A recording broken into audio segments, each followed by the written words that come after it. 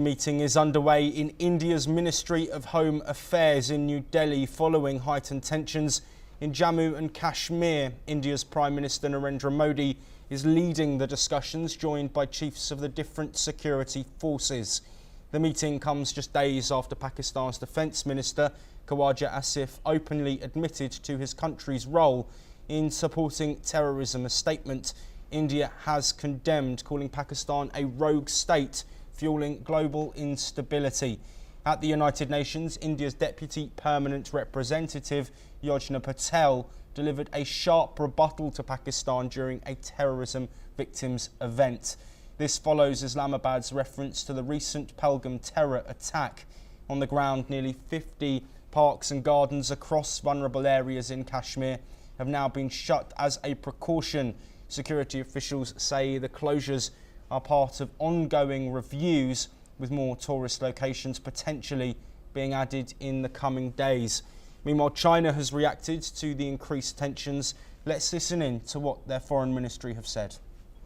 印度和巴基斯坦都是南亚地区的重要国家，两国的和睦相处对于地区的和平、稳定与发展至关重要。作为印度和巴基斯坦的共同邻国，中方呼吁双方保持克制，通过对话协商妥善处理分歧，共同维护地区的和平与。Well, joining us to discuss the latest developments in the ongoing tensions between India and Pakistan following the devastating terror attack in Pahalgam is retired Major General Gigi Dwivedi, a global strategic defence expert. Thank you very much for being here with us, Major General. I want to look first at this meeting that Modi is chairing with security officials and heads. What's the significance of this meeting and what can we expect to come from it? Well, Joshua, thank you very much for having me on your show. Well, this meeting is very important because it is just about a week that we had the dastardly act at Pahalgam, and thereon the things have moved at a very rapid pace. India has taken a couple of steps on the diplomatic front, which is keeping the Treaty of Indus Water on suspension, and also certain diplomatic actions like cancellation of visas, closing of the checkpost at the Tani border. So these are the steps that have been taken on diplomatic front. And now comes the kinetic steps that India would be taking. And that's what is now being discussed as to how India must respond militarily. And there are a number of options. And these have to be thought through. It is not this time one action or two actions like what has happened before, because that has not made Pakistan bend its ways. So now it's going to be a long drawn, and possibly Pakistan army has to be brought into the ring. And therefore, such meetings are very critical because it's here that government is going to convey its political intent to the leaders in the uniform and also to others, and how they are going to actually execute that political intent on the ground by the various security forces. So therefore, this meeting is very important. It takes into consideration all the parameters. It takes into consideration how to optimize on the total national power to teach Pakistan a very hard lesson, and also what is going on in the international arena, how China has reacted to help out his own, lifelong all-weather friend Pakistan, which is almost like a rental state. How other countries are reacting, like Turkey, sending very express type of, combat potential aid to Pakistan. So all these will be under consideration, and this will be the meetings where the government takes very considered, calibrated steps to move on further. Yes. Sure. Major General Dwivedi, of course, the tensions are rising, and while we're looking, of course, at a horrific terror attack and the reaction to that, of course, global leaders voicing concern over security and geopolitical stability.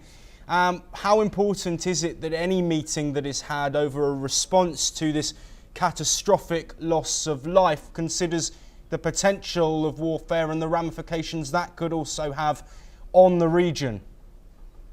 Definitely, because as I said now, that India would be taking certain kinetic steps, certain military actions, and these will have ramification because, after all, nothing can be seen in isolation.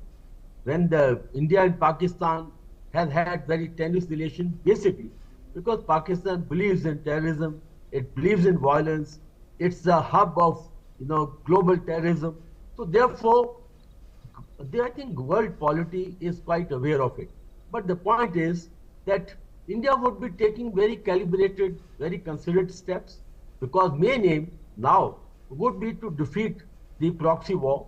And in that, there are a number of options on the table. But I quite agree that this will have ramification, at least in the close region. As it is, couple of steps are already having impact. Like Pakistan has closed airspace, that is having an impact. There's no trade between India and Pakistan, and the Pakistan national have been sent back. Now all these are only diplomatic. But when it comes to the military option, I'm sure lot more will follow, and definitely these will not be restricted to the two countries. It will have an impact, and the allies like China, Turkey, they would also be playing their role. So I think we need to see this in a both bilateral, regional, and also in the global perspective, because after all, Pakistan is not going to get away with what it has been doing for last 3.5 decades. I think Indian government will now ensure that it mends its ways, otherwise it pays the price for its terrorist activities and violent and hostile action against India. Major General Dwivedi, to bring an end to our discussion, of course, we're talking about diplomacy, tensions, but the human aspect of this is still there. Of course, the families and everyone who knew the 26 people who were massacred in this terrorist attack are still grieving, as is the country of India, but also now the announcement that sections of Jammu and Kashmir's tourist industry is being shut. How devastating will this be for the communities that are currently grieving and dealing with that severe loss of life that was seen a week ago? Joshua, the way the terrorists have acted against humanity, I think these scars on the affected families will always remain.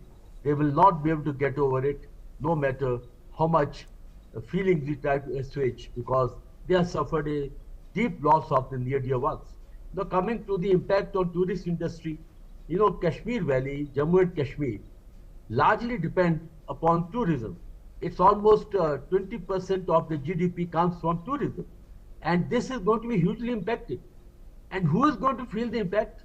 Is the common person, common man, the common person who are actually involved in this whole industry at the grassroots level, like the pony riders, taxi drivers, guides, hotels, restaurants, everything is going to be impacted.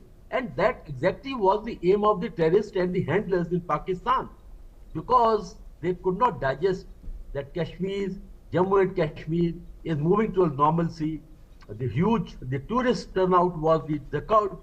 They had a very successful election in which people participated in great numbers. Now all this was not palatable to Pakistan and the handlers. So therefore, one of the key aim of this terrorist strike was to derail the normalcy that is coming in, derail the process of tourism, and also strike at the very, I would say, employment and economy of Kashmir Valley.